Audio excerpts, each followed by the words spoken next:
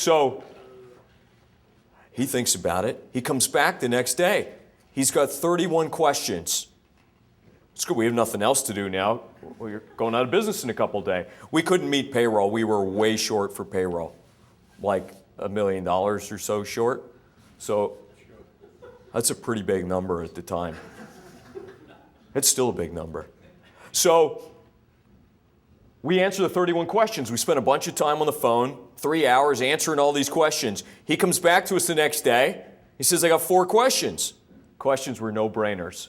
That afternoon, he wired the money. No agreement, no nothing. Just, I want to help you guys out. We'll figure it out later.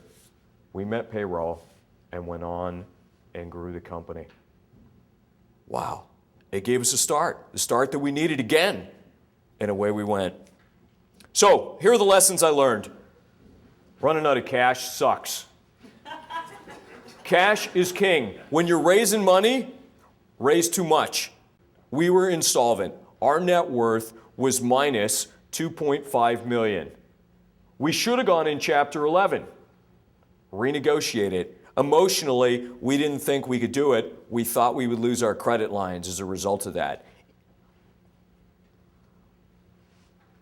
We had some really tight relationships with our credit lines. Even though we were insolvent, they hung in there for us. So we were able to negotiate this $3 million in debt and settled it for $300,000. We put together a schedule like we were in Chapter 11, and we made everybody offers to try and settle it. And eventually, everybody agreed because they believed we would truly go out of business. And we settled all the debt. Gave us a chance to start over. Probably one of the biggest things I learned, other than if you're to take 2 things out of here today, one of them, get that disaster recovery plan in place, but own your key relationships. How many of you in your firm have your key relationship? Like, take, for example, your top customer. Does your top sales guy own that relationship? And what if the sales guy were to walk? How about your banking relationship right now? Is that owned by your CFO? Or do you have it? When I was in the mortgage business, towards the end, we had $200 million in credit lines from Wall Street. Bear Stearns, Lehman Brothers, and Citibank. When I sold the business in October 2006. October again. October 13th, as a matter of fact.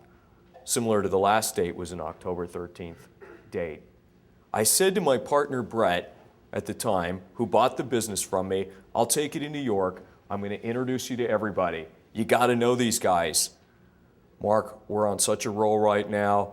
Listen, I appreciate you wanting to do that. But you know what? I got it. The CFO's got him. He's been there enough times with you. And the head of credit's got him. 2 months later, he got himself into trouble with some loans on the line, and they called the loan. They margin called him for $8 million. He couldn't meet the margin call. He lost all $200 million in credit lines. He had to lay off our entire mortgage bank, and the people that were responsible for the mortgage bank were over 100 people. Pretty bad time. So the message is here, figure out who your key relationships are in your business. Think about it right now. Is it a top customer? Is it a vendor? Is it a relationship? What is it? Who are the key relationships? And what can you do to get close to them now? You want to be close up and down the organization with the key relationships in your firm. Key customers. How many of their top salespeople own that key customer? Do you know them? Think about that. Assemble, leverage an advisory board, and hire a business coach. This is my business coach. As you can see, a lot more white hair than mine. Means he'd been around the block a few times.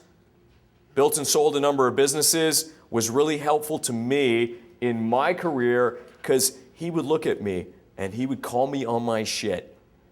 He'd tell me when I was full of it, and he would tell me it was like looking in the mirror. He would challenge my assumptions. Made a really big difference in my life. These guys have advisors. Tiger Woods has got 3. One for the swing, one for his head and one for nutrition. Jack Welch, businessman of the century. And so does Oprah.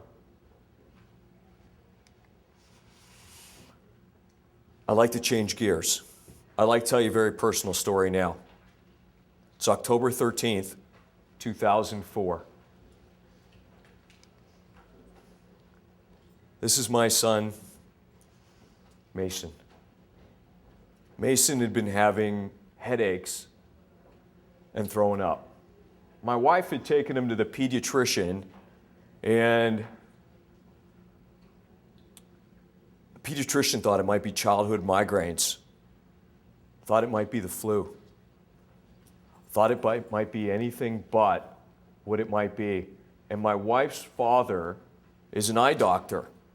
He looked into Mason's eyes one day, and he said, I can't see the optic nerve in Mason's eyes. So what does that mean? It means you got to get an MRI. Well, my wife couldn't stand the thought of going to get an MRI on Mason, so I said, hey, no big deal, not a problem. I'll take him down there, and then when we're done, he and I'll just go get a burger. So when you do an MRI on a kid that's almost 4, they don't sit still, so you need to put them out. So I waited, and then I heard the doctor's name on the loudspeaker. And then the nurse came in and said, the doc wants to speak with you. That wasn't a good feeling. Doc said, sir, I got really bad news for you. Your son has a brain tumor, and he needs surgery today or tomorrow. Today or tomorrow? Like, he's got some headaches and he's throwing up, but brain surgery? Brain tumor? Life immediately stops. I said, how serious is this? Is it life-threatening? He said, please meet me down at the hospital and I'll talk to you about it there. So my first call was to my wife. Imagine making that phone call. Come on down to the hospital. Our son's got a brain tumor, and he's got to have surgery today or tomorrow. My second phone call was to member exchange. How many people know what that is? So not many. So those that aren't in EO, let me share a couple of things with you. This is our M2MX card, member exchange. On the back's a phone number and an email. You can call member exchange 24/7, anytime, on any issue. There's a really cool book that, after my experience, that I wrote, that every member of EO, YPO, WPO, CEO has in the world, telling all the really cool stories about how member-to-member exchange saved lives, made unbelievable differences when people were in need. As a matter of fact, there's a friend of mine here in the room today that had a very significant experience. Eric and I were meeting today, and his uncle is going to be dying in a couple of days, you said, of cancer. And I'm thinking about my story, and I'll get back to it in just a moment. We got on with member-to-member exchange. I picked up my phone, called member-to-member exchange. They picked up on the first ring, and how many minutes was it before they were responding that the health net called, trying to assess the situation and move us in a direction of putting us in front of the best physicians in the world on that particular issue? How many emails and calls have you received? I don't know, I haven't caught up with you. How many have you received since? At least 15 emails so far. People have similar experiences, and a bunch of doctors and phone calls. So I'm going to flip back to my story. So I call member-to-member exchange. So here you are. You just found out your son has a brain tumor.